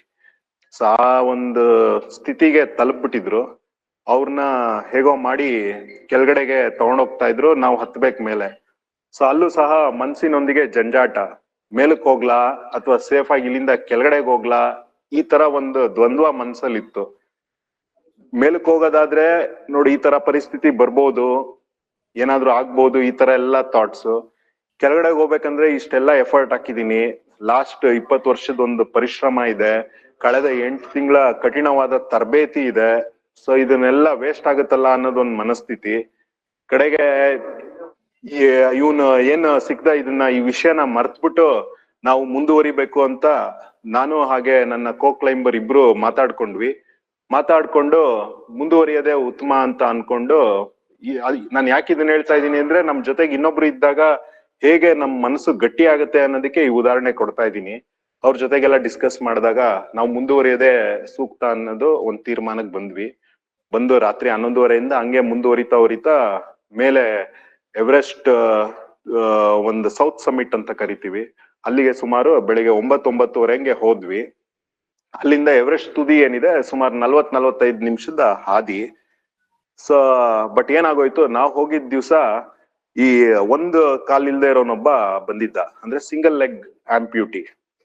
ಸೊ ಇವ್ರ ಏನ್ ಮಾಡ್ತಾರೆ, ನನ್ನ ಟೀಮ್ ಮೇಟ್ ನೋಡು ಎಷ್ಟು ಕರೇಜು ಎಷ್ಟು ಧೈರ್ಯ ಇವ್ರಿಗೆ, ನಾವ್ 2 ಕಾಲ್ ಇಟ್ಕೊಂಡು ಒದ್ದಾಡ್ತಾ ಇದೀವಿ, ಇವ್ರು 1 ಕಾಲ್ ಇಟ್ಕೊಂಡ್ ಬಂದಿದ್ದಾರೆ ಅಂತ ಅಂತಿದ್ರು. ಅದಕ್ಕೆ ನಾನಂದೆ, ನೋಡಿ ಚಿನ್ಮಯ್, ಇವ್ರು 1 ಕಾಲ್ ಇಟ್ಕೊಂಡ್ ಬಂದವ್ರೆ, ಬಟ್ ಇವ್ರು 4 ಜನದ ಕಾಲ್ ತೆಗಿಯಕ್ ತೀರ್ಮಾನ ಮಾಡವ್ರೆ, ಅಷ್ಟು ಟ್ರಾಫಿಕ್ ಜಾಮ್ ಮಾಡ್ಬಿಟ್ಟಿದ್ದಾರೆ.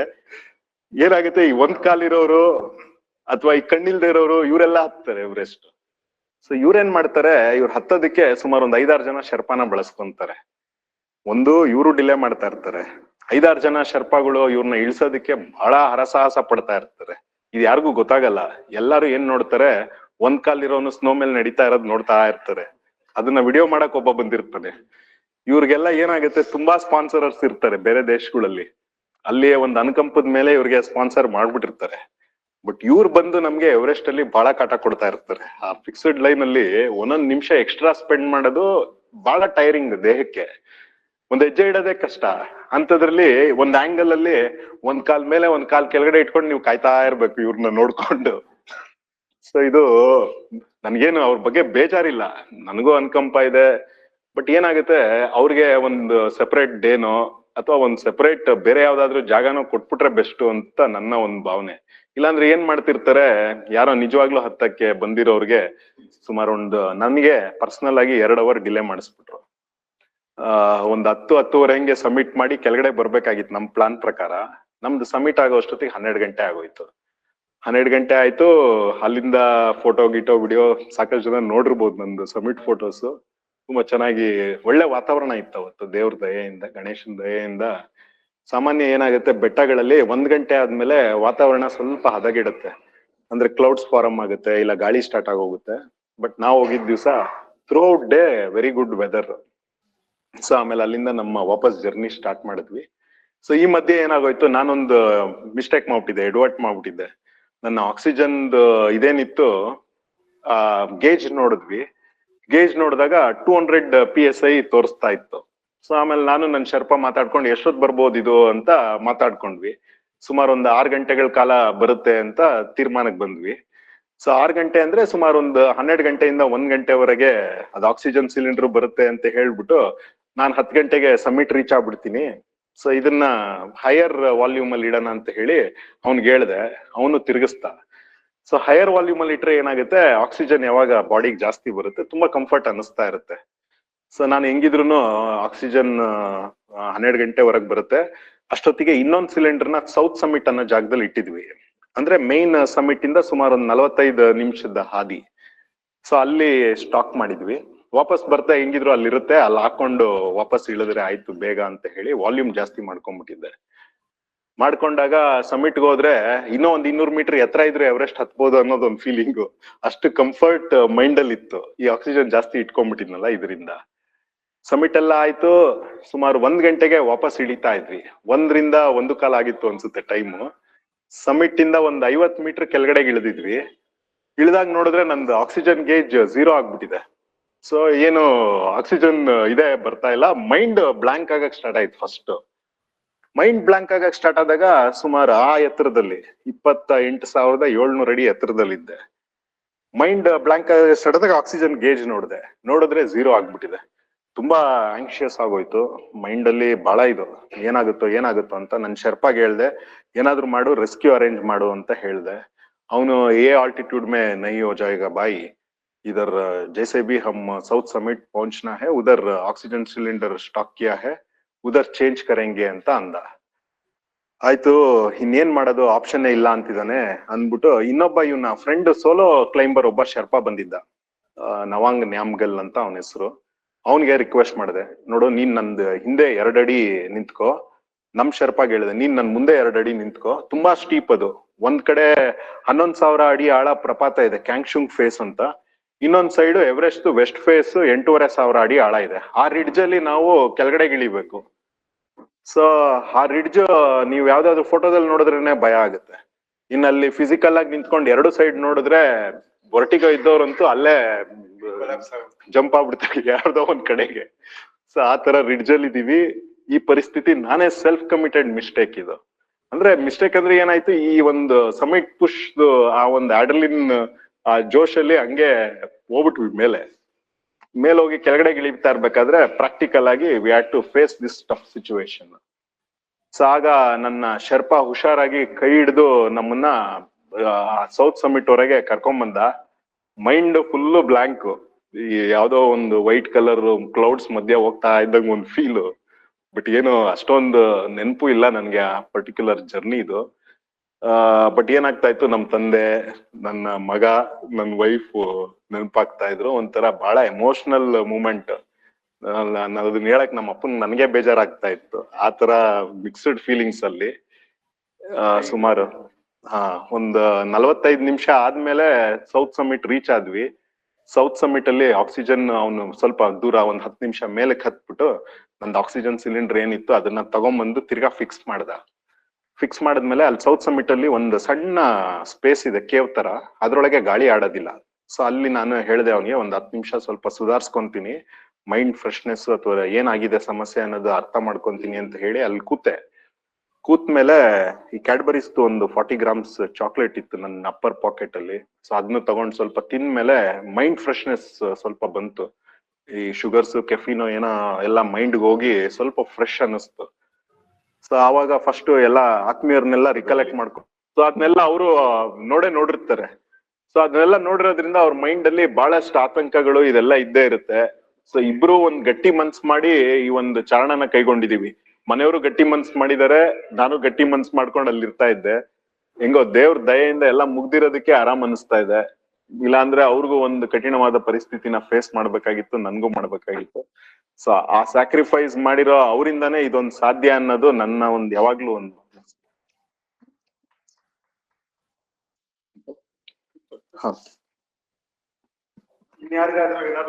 ನೆಕ್ಸ್ಟ್ ಇದಾದ್ಮೇಲೆ ಸೆಷನ್ ಇದೆ. ಇದಾದ್ಮೇಲೆ ನೀವ್ ಏನ್ ಬೇಕಾದ್ರೂ ಕೇಳಿ ಪ್ರಶ್ನೆಗಳನ್ನ. ಒಂದು ರಿಕ್ವೆಸ್ಟ್ ಏನಂದ್ರೆ, ಈ ಸಾಕಷ್ಟು ಬಾರಿ ಏನಾಗುತ್ತೆ ಮನೆಗಳಲ್ಲಿ ನಿಮ್ಮ ಮನೆಯವರು ಅಥವಾ ಮಕ್ಕಳು ಮೊಮ್ಮಕ್ಕಳು ಇವ್ರು ಯಾರೋ ಔಟ್ಡೋರ್ ಆಕ್ಟಿವಿಟೀಸ್ ಮಾಡ್ಬೇಕಂದ್ರೆ ಫಸ್ಟ್ ನಾವು ಅಂತೀವಿ, ಯಾಕೋ ಅಲ್ಲಿ ಹೋಗ್ತೀಯಾ ಅಂತೀವಿ. ಅದೇ ಯಾರಾದ್ರೂ ರ್ಯಾಂಕ್ ಬಂದಿರೋ ಸ್ಟೂಡೆಂಟ್ ನೋಡು, ಅವ್ನು ಫಸ್ಟ್ ರ್ಯಾಂಕ್ ಬಂದು ನೀನು ಅಂತ ಹೇಳಿ. ಈ ತರ ಔಟ್ಡೋರ್ ಆಕ್ಟಿವಿಟೀಸ್ಗೆ ನಮ್ಮ ಫ್ಯಾಮಿಲಿ ಮೆಂಬರ್ಸ್ ನಾವು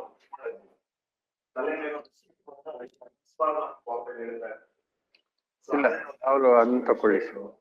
you take the moment. Sir ನೀವು ತಗೊಳ್ಳಿ ಸರ್. ಇದು ಕೊಡಿ. ಇಲ್ಲ ಒಂದು 7-8 ವರ್ಷದಿಂದ ಸಿಗ್ತಾ ಇದ್ದಾರೆ. ಈ ತರ ರಿಸ್ಕ್ ಎಲ್ಲಾ ಕಡೆ ಇದ್ದೇ ಇರುತ್ತೆ. ಹಾಗಾಗಿ ನಿಮ್ಮ ಮಕ್ಕಳನ್ನ ನೀವು ಇದೊಂದು ಆಕ್ಟಿವಿಟಿಗೆ ಪುಷ್ ಮಾಡ್ಬೇಕು. Outdoor activity, any outdoor activity. ಏನಕ್ಕೆ ಅಂದ್ರೆ ಮನುಷ್ಯ ಮತ್ತೆ ಸುಬ್ರಹ್ಮಣ್ಯ ಯಾವಾಗ ಕೊಟ್ಬಿಡಿ, ಹೂ ಕೊಡ್ಬೇಕು. ಈ ತರ ಔಟ್ಡೋರ್ ಆಕ್ಟಿವಿಟೀಸ್ ಇದ್ದಾಗ ಡೈವರ್ಷನ್ಸ್ ಕಡಿಮೆ ಇರುತ್ತೆ. ಸ್ಪೆಷಲಿ ಈ 20 ವರ್ಷದಿಂದ ಕೆಳಗಡೆ ಎಲ್ರು ತಗೊಳ್ಳಿ.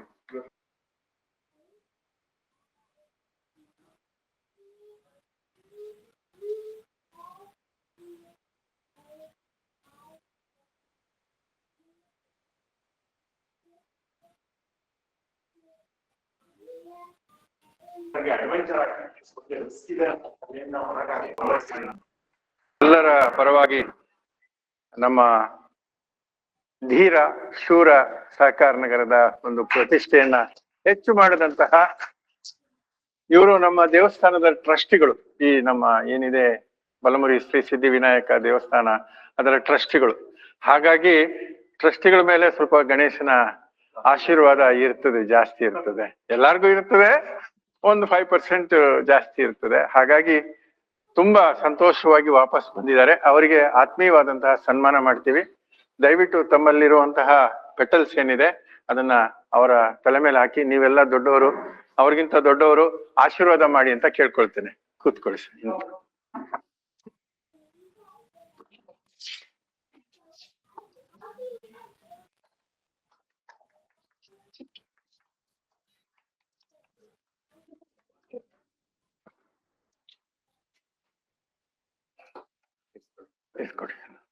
ತಗೊಳ್ಳಿ, ಇಬ್ರು ತಗೊಳ್ಳಿ. Radha madam okay. ಇದು ಒಂದು ಅದ್ಭುತವಾದಂತಹ ಸಮಿಟ್ ಮಾಡಿರೋದ್ರಿಂದ ಅವರಿಗೆ ಒಂದು ವಿಶೇಷವಾದಂತಹ ಒಂದು ಮೊಮೆಂಟೋ ಕೊಡ್ತಾ ಇದೀವಿ ನಾವು. ನಮ್ಮ ದೇವಸ್ಥಾನ ಟಾಪ್ ಆಫ್ ದ ವರ್ಲ್ಡ್.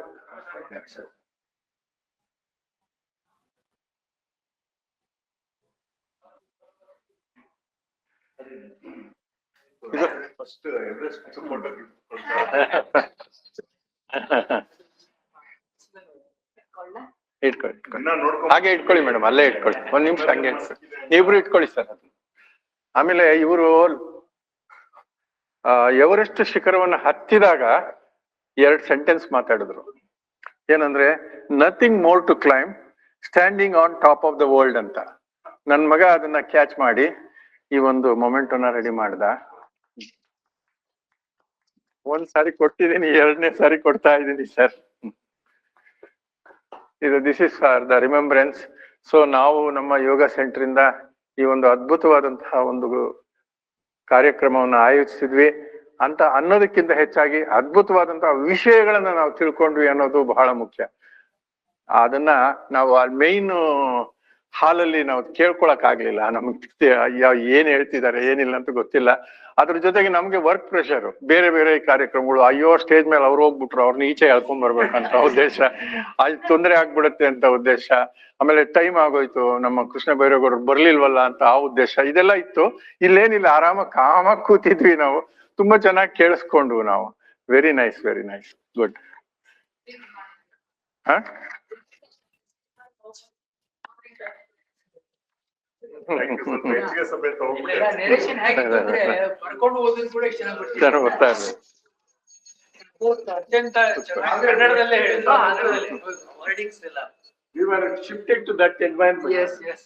ನಾವಲ್ಲಿ ಇಮ್ಯಾಜಿನ್ ಮಾಡ್ಕೋತಾ ಇದ್ವಿ.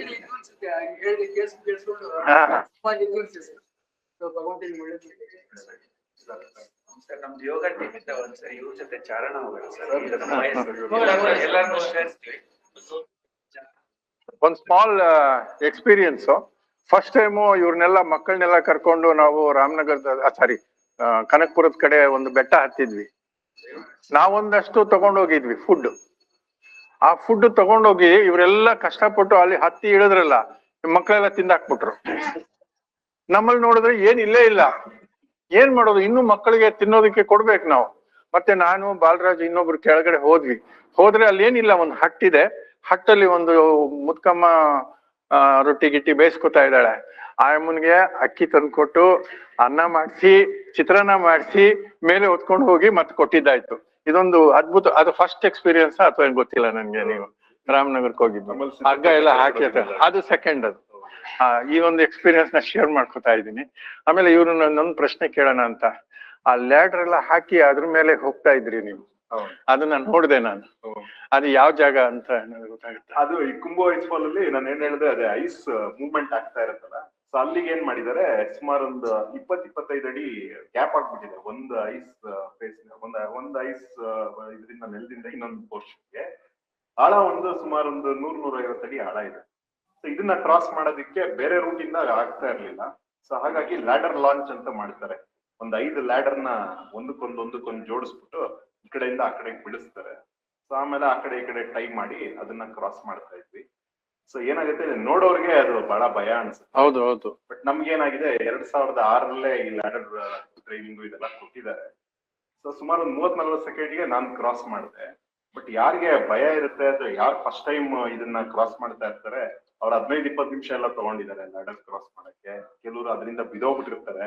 ಬಿದೋದಾಗ್ಲೂ ಆಂಕರಿಂಗ್ ಆಗಿರ್ತೀವಿ, ತುಂಬಾ ಏನು ಅನ್ಸೇಫ್ ಇರಲ್ಲ. ಆದ್ರೆ ನಮ್ಮ ದೇಹದೇನಂದ್ರೆ, ಮನ್ಸಲ್ಲಿ ಭಯ ಸ್ಟಾರ್ಟ್ ಆಯ್ತು ಅಂದ್ರೆ ಬಹಳ ಬೇಗ ಸುಸ್ತಾಗ್ಬಿಡ್ತೀವಿ. ಈ ಭಯದಿಂದಾನೇ ಸುಸ್ತಾಗ್ತೀವಿ, ಹತ್ತಿ ಸುಸ್ತಾಗೋದಿಲ್ಲ. ಮನ್ಸಲ್ಲಿ ಯಾವಾಗ ದ್ವಂದ್ವ ಅಥವಾ ಭಯ ಇರುತ್ತೆ ಅವಾಗ ಬಹಳ ಸ್ಟ್ರೈನ್ ಆಗುತ್ತೆ. ಸೊ ಈ ಲ್ಯಾಡರ್ ಕ್ರಾಸಿಂಗ್ ಅಲ್ಲಿ ಸುಮಾರು ಜನಕ್ಕೆ ಮನ್ಸಲ್ಲಿ ಭಯ ಇರೋರಿಗೆ ಸ್ಟ್ರೈನ್ ಆಗ್ಬಿಡುತ್ತೆ. ಸೊ ಹಾಗಾಗಿ ಅದೊಂದು ಕಠಿಣವಾದ ಜಾಗ. ಬಟ್ ಕ್ರಾಸ್ ಮಾಡೋದು ಅಭ್ಯಾಸ ಇದ್ರೆ ಅಷ್ಟೊಂದೇನ್ ಕಷ್ಟ ಇದೆ, ಸುಲಭ ಇದೆ. ಈಗ ಎಲ್ರು ನಮ್ಮ ಎವರೆಸ್ಟ್ ಹತ್ತಿ ಬಂದಂತಹ ನನ್ನ ಸ್ನೇಹಿತರು ವೀರರಿಗೆ ನೀವೆಲ್ಲರೂ ಸಹ ಹೃದಯಪೂರ್ವಕವಾಗಿ ಆಶೀರ್ವಾದ ಮಾಡಿ ಅವರಿಗೆ ಆಯುರ ಆರೋಗ್ಯ ಐಶ್ವರ್ಯಗಳ ಸಿಗ್ಲಿ, ಸಂತೋಷ ಸಿಗ್ಲಿ, ಜೀವನ ಸಂತೋಷವಾಗಿರ್ಲಿ ಅಂತ. ಬನ್ನಿ ಎಲ್ರು.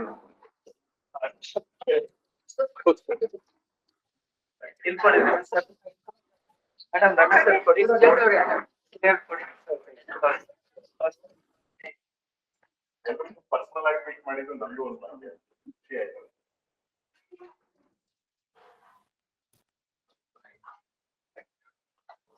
ಆಫಲ್ಲಿ ಎಷ್ಟು ಹೊತ್ತಿದ್ದೆ ಮೇಲೆ 45 ನಿಮಿಷ ಇಟ್ಬಿಟ್ಟೆ ಆಯ್ತಲ್ಲ, ಅದಷ್ಟು ಪ್ರಾಬ್ಲಮ್. 45 minutes. ಹಿಂದ್ಗಡೆ ಹುಷಾರು, ಹಿಂದ್ಗಡೆ 6-7 ಜನ ನೀವು ಟಾಪ್ ಇಂದ ಬೇಸ್ ಕ್ಯಾಂಪ್ ಎಷ್ಟು ಟೈಮ್ ಇರುತ್ತೆ? 2 ದಿವಸ ಮತ್ತೆ ಹೇಗೆ ಹಾರ್ಡ್ ಮಾಡಿದ್ದೀರಿ? 4 ಕ್ಯಾಂಪ್, 2 ಕ್ಯಾಂಪ್ ಅಲ್ಲಿ ಹಾಲ್ಟ್ ಹಾಕಿ ದಿವಸದಲ್ಲಿ ಎಷ್ಟು ಜರ್ನಿ ಮಾಡ್ಬಿಡ? 2.5-3 kg ಇರುತ್ತೆ. 2 kg ಟ್ರಾನ್ಸ್ಫಾರ್ಮ್ಸ್ ಒಂದು 1.5 kg. FTRದು ಪೋಹ ಅಡುಕುಲೆ ಒಂದು ಮುಗಿಸ್ಬಿಡೋಣ, ಆಮೇಲೆ ಇಂಟರಾಕ್ಷನ್. ಕ್ಯಾಲೋರೀಸ್ ಟ್ರೈ ಮಾಡ್ತಾ ಇದ್ವಿ, ಬಟ್ ನಮ್ ದೇಹ ಅದು ಏನಾಗೋದಿಲ್ಲ. ಎಷ್ಟು ಕೆಜಿ ನೀವು ಬಟ್ಟೆ ಫುಡ್ ಎಲ್ಲ ಒಂದ್ ದಿವಸದಲ್ಲಿ ಎಷ್ಟು ಕಿಲೋಮೀಟರ್ ಜರ್ನಿ ಮಾಡ್ತಾರೆ?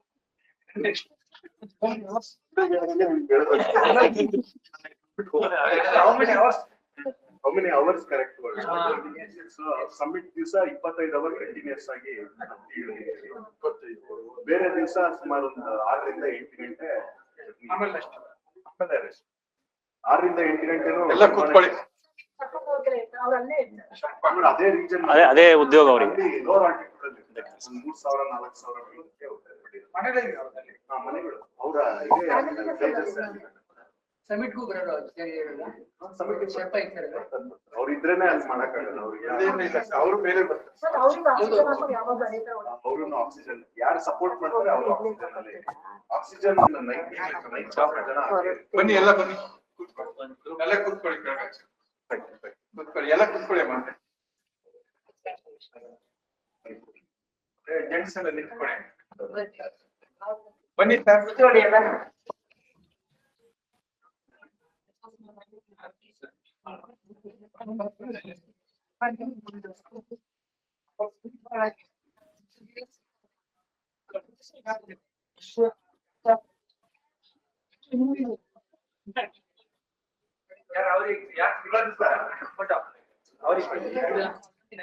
ನವೀನ್ ಸರ್ ಬನ್ನಿ ಸರ್.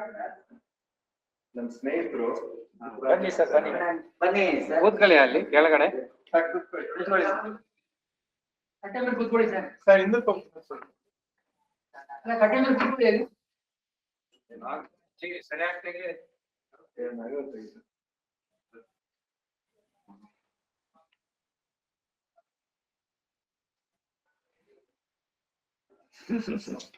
Thank you sir. ಎಲ್ಲರೂ ಮಾಡಿ.